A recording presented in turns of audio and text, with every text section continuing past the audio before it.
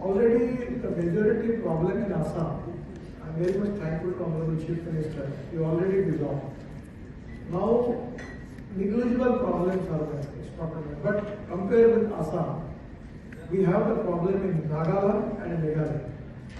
Because as far as the Land Acquisition Act is concerned, particularly the Act is passed by the Parliament and rules are supposed to be made by the state government. But presently in some of the north states, the rules which are already there, it is very difficult to have land acquisition in that rule. So this is the time that they have to make reform in the land acquisition law.